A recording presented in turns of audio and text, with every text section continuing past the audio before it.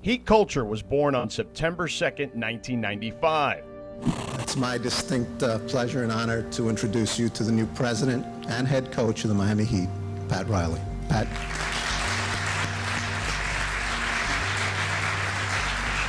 There's this image in my mind about, the symbolic parade, this championship parade, and I mean, that's the only reason that I coach. Riley took over a franchise that was short on history and a town whose sports fans were geared towards football. Miami wasn't a basketball town, but he was determined to change people's perceptions. He did just that. He's an architect when it comes to winning. The Godfather, as he's affectionately known, laid the foundation for what Heat culture is. Riley defines it as the hardest working, best conditioned, most professional, unselfish, toughest, nastiest team in the league. And fists are flying at the other end. His early teams were built around a pair of Heat Hall of Famers, Alonzo Mourning and Tim Hardaway. They were highly competitive, but fell short of the goal.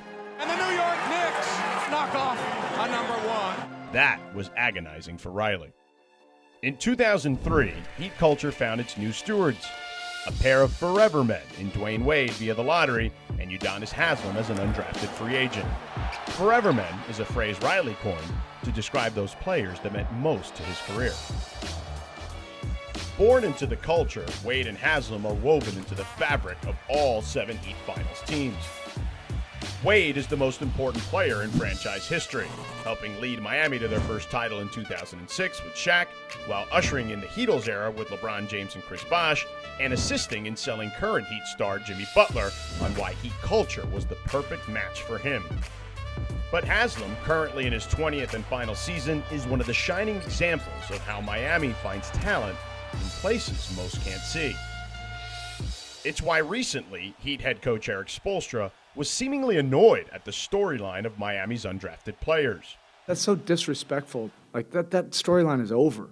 Spo likely took exception to that because he too personifies Heat culture. In essence, he was undrafted like many on his roster.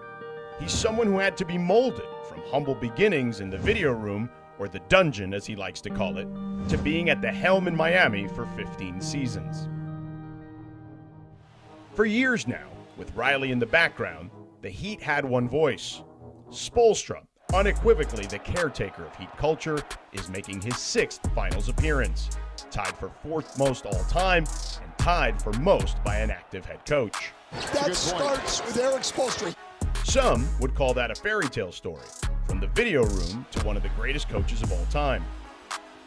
People in Miami would tell you that's just another example of Heat culture.